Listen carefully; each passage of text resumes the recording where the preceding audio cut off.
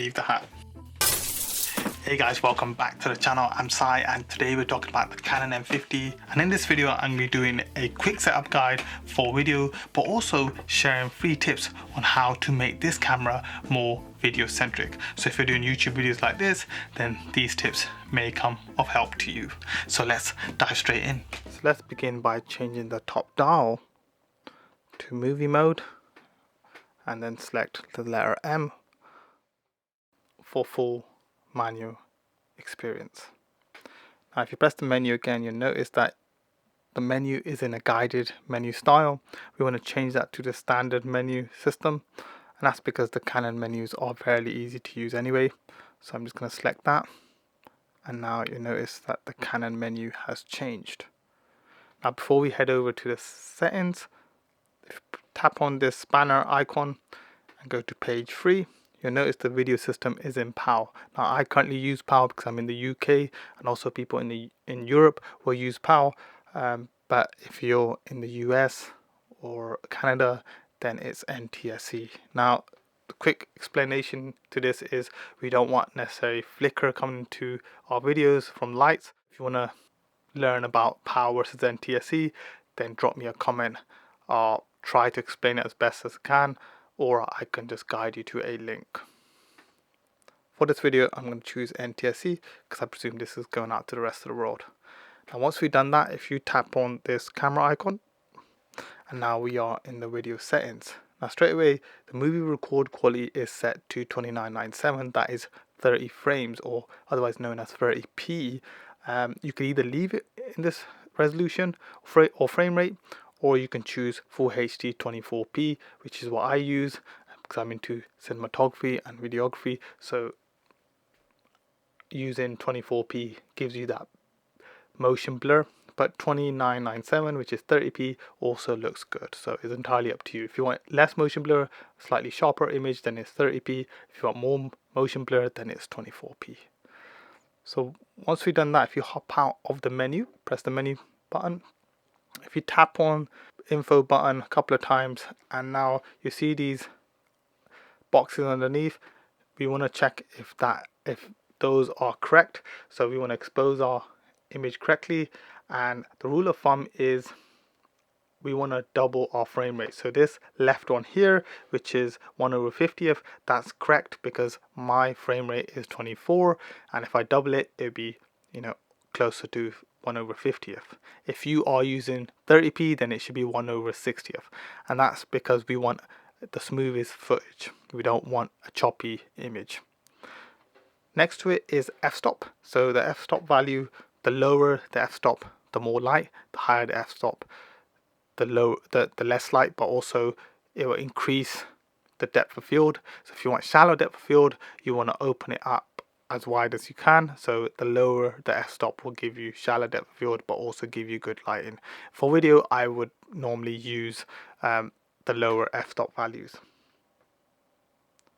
Now here's ISO. You can either crank it up. I don't normally go over 800.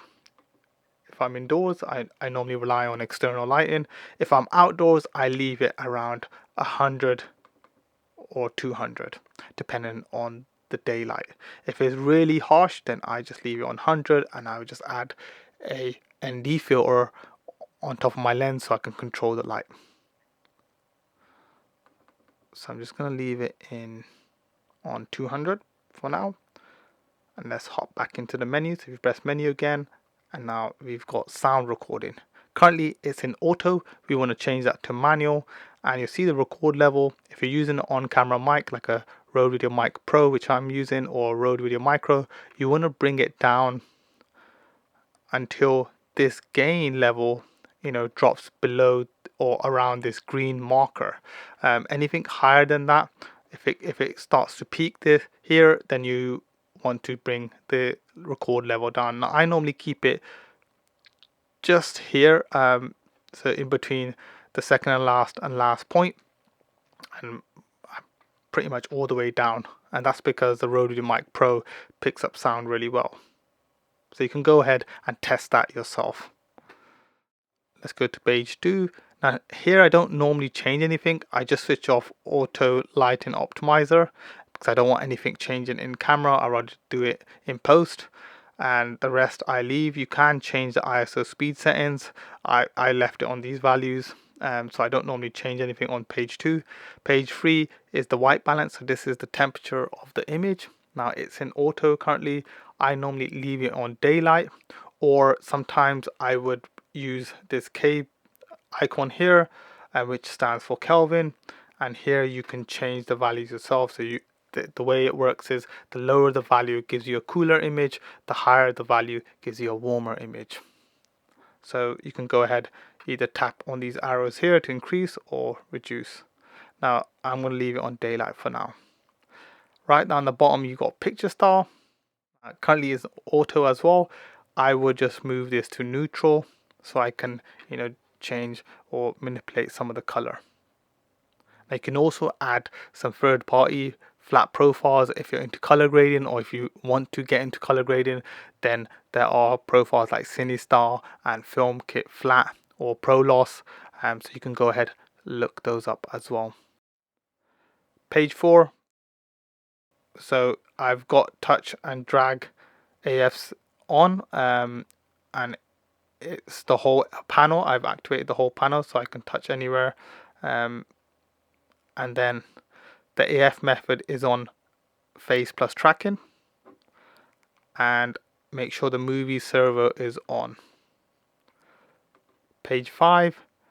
Now manual focus peaking I leave on, it's currently off, and level high and color red. So there are 3 colors that you can choose from, and this is basically helps a color goes onto the focused area, and then it can help you with focusing. So I normally leave it on red because you can see it much better.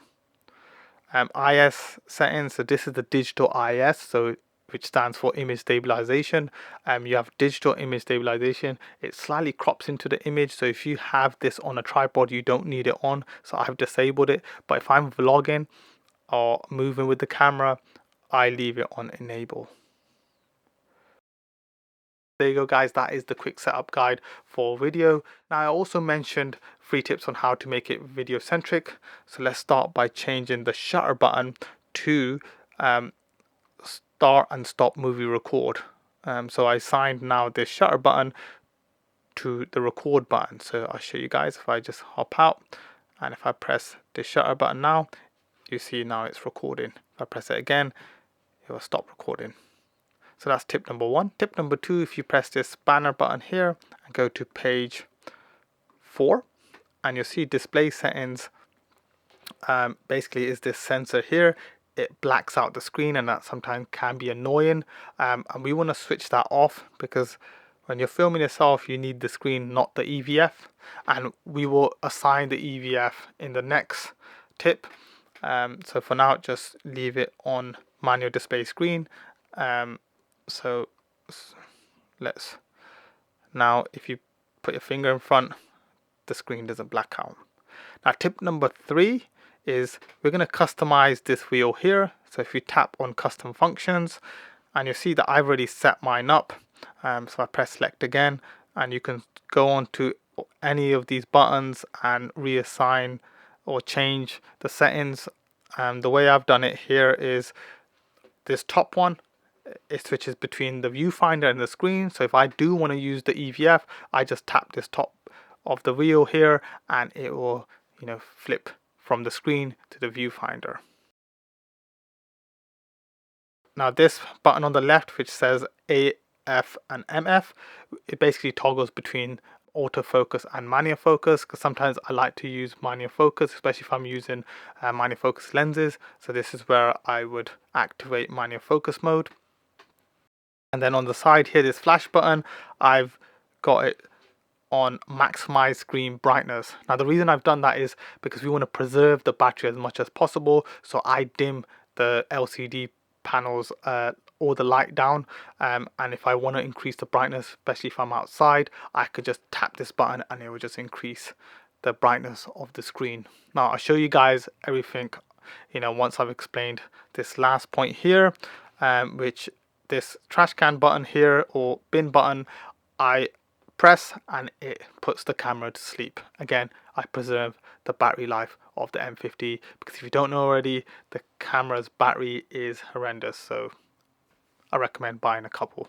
So if I hop out, so if I press this menu button, hop out, and if I press this top button, you'll see now the screen has switched to the EVF.